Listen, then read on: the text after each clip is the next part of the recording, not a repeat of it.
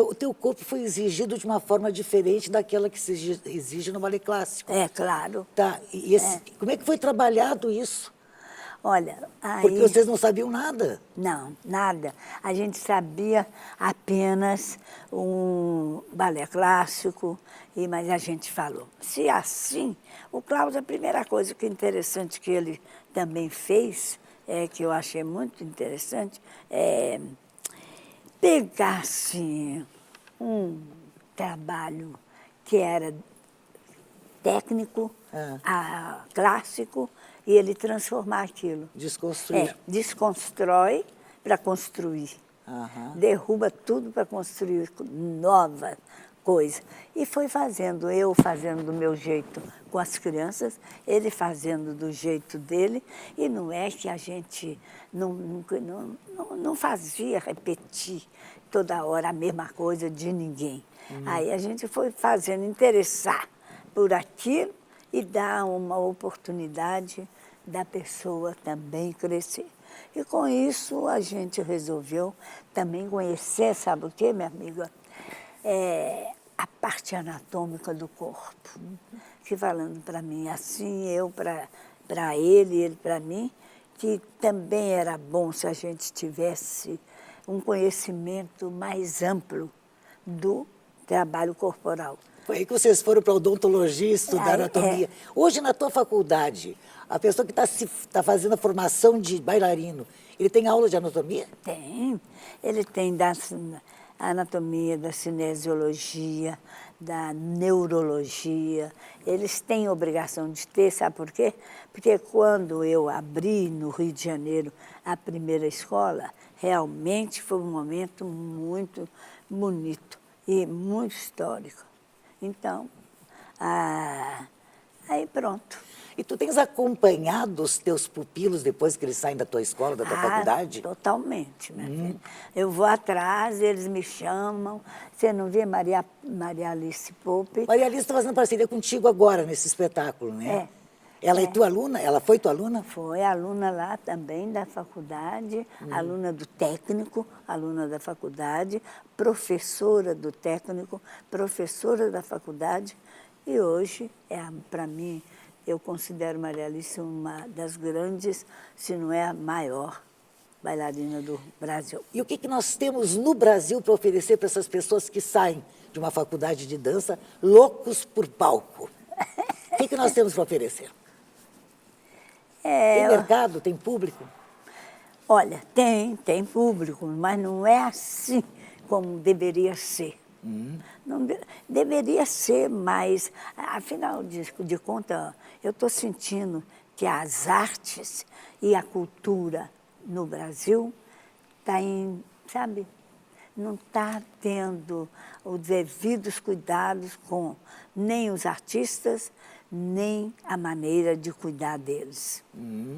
Eu acho que está precisando modificar muita coisa. Porque é pena. O Klaus tinha um talento danado para isso, para esculpir, para isso, para aquilo. O que deu? Nada. O que ele ganhou com isso? Nada. Ele ganhou sucesso, não ganhou? Ele ganhou, mas lutando nós dois, né? Tu dizes hoje, fazendo um balanço da tua vida, tu estás ganhando ou estás perdendo? Não, eu ganho. Eu ganho porque eu também não tinha medo de errar. Não tinha medo de você deixar de acreditar no que você faz, você entende? Então, como realmente a gente acreditava muito, e eu acho que a coisa mais linda, viu, é você fazer o que você quer fazer e o que você veio fazer aqui. Porque isso, para mim, é uma incógnita também, é uma coisa assim... afinal de contas, viver é uma dificuldade para entender. E morrer é outra dificuldade para entender. O que é isso, essa história? Não é não? É mais ou menos essa pergunta. Essa sua pergunta é uma pergunta que faz pensar. Para mim, quem é que está comandando isso aqui? É uma ficção? É uma brincadeira? E o que tu tens ouvido como resposta? Uma coisa que eu observei é que tu tens ouvidos muito atentos. Muito. E tu observas muito, ou seja, tu olhas muito também. Que respostas tu estás encontrando? É uma ficção. Olha, as respostas é que eu cheguei a uma pergunta, a uma coisa muito interessante. Eu conhecer o corpo é a coisa mais importante na minha vida agora. Porque você tendo um conhecimento dele, você lida com ele muito claramente para você, principalmente. Tu Pra fala na você. memória das articulações. É. A tua memória está toda viva? Tá viva? Toda? É toda. Tem de estar. E depois não é isso. É uma coisa que você precisa estar atenta com você. Hoje em dia muita gente perde a memória porque também não trabalha, fica dentro de casa reclamando. Não é verdade? Mas será que existe trabalho para uma pessoa depois de uma certa idade no Brasil? No Brasil não. Mas se ela busca um conhecimento por conta própria. Eu nunca parei, nunca quis ser funcionária, porque com 70 te manda embora. Claro.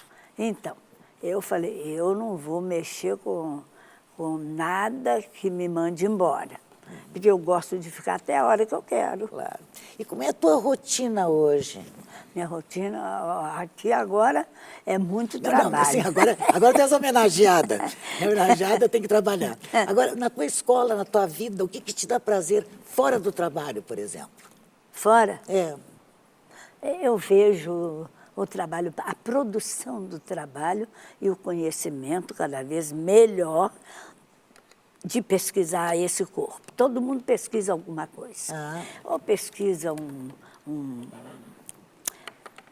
um grande pesquisador, fica muito tempo pesquisando aquela maravilha, qualquer coisa que ele encontra para o caminho. Eu não, meu caminho é encontrar cada vez mais um conhecimento mais claro, quem sou eu e quem é o outro. E trabalhar a minha relação com o meu corpo e observar o corpo do outro que eu estou trabalhando para ajudar aquela pessoa a desenvolver um conhecimento maior com toda a presença corporal dela e de mim mesma. Porque é importante trabalhar, sabe o quê? Os nossos sentidos, que está meio adormecido. Ninguém mais quer ouvir ninguém, ninguém mais quer olhar para ninguém, a não ser que você tenha alguma coisa para trocar. E quando você vai aprender, então, esse é o momento que eu gosto de dar força ao aluno. Pois é, fazer ele acreditar nele. Eu sei que algumas coisas aconteceram por acaso ou por este movimento que tu tens em direção ao outro, como, por exemplo, o trabalho com pessoas com dificuldades, né? Com síndrome de Down, coisa que tu fazes hoje.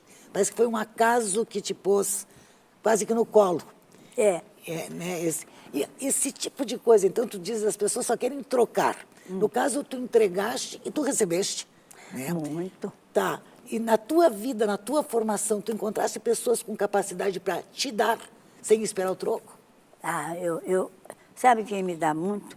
Eu fico muito feliz. Por exemplo, eu vou dar um exemplo. Maria Alice, ela chegou, já tinha um conhecimento de corpo lá, mas ela cresceu de tal maneira que ela hoje, para mim, é considerada uma pessoa muito especial na dança, no conhecimento dela, na relação dela com a dança, com tudo.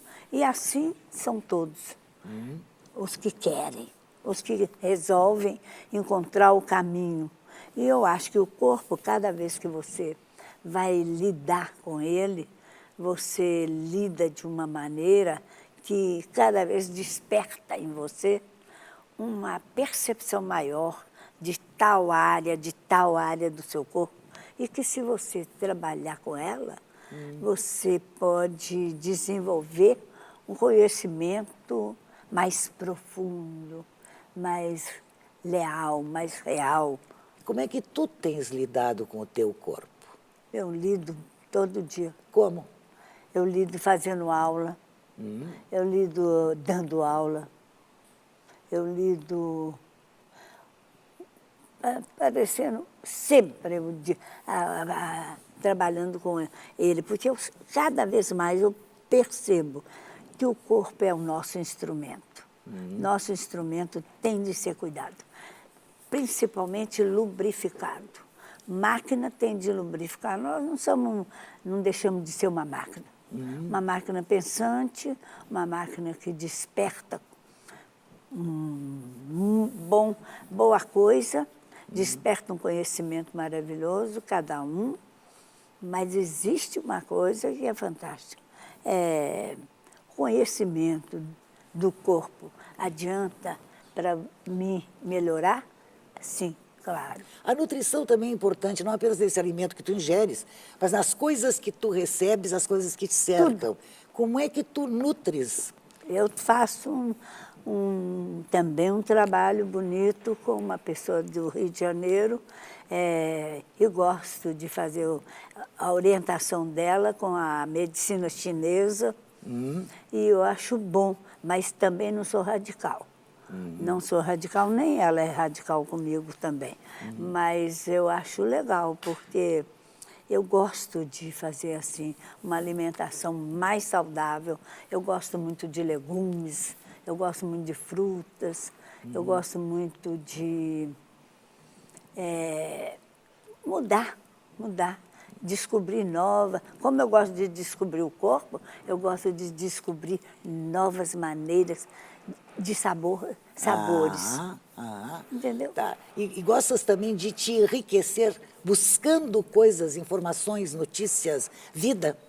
Olha, eu gosto. Principalmente, sabe o quê? Eu tenho uma grande amiga aqui em Porto Alegre? Porto Alegre, e que ela é uma grande atriz, uma grande mestra, foi mestra lá da faculdade, um bom tempo, que é Suzana Saldanha. Você conhece? Claro que sim. Adoro ela, acho ela muito importante e muito boa. E ela me escreveu, orientou um livro, você viu esse livro meu? Não vi. É muito interessante, que ela fez a coordenação de um livro pela Funarte. É a tua história? Sobre a minha história. Que bom, queremos conhecer. Deve existir por aí, né? Eu tenho, é pena que eu não trouxe para você. Mas lamentavelmente o relógio não respeita a nossa vontade, né? Mas não importa, foi lindo. Gostei muito de bater esse papo longo com você. Eu também. Adorei te conhecer. Eu também. Você é muito clara, muito objetiva. Querida, que Porto Alegre te trate bem e que a gente possa corresponder ao teu trabalho aqui nesse circuito do SESC. Muito obrigada. Um beijo enorme, muito obrigada. Muito obrigada e tudo de bom. Obrigada a vocês também. Na próxima semana, neste mesmo horário, estaremos aqui outra vez, conjugando verbos na primeira pessoa. Boa noite, até lá.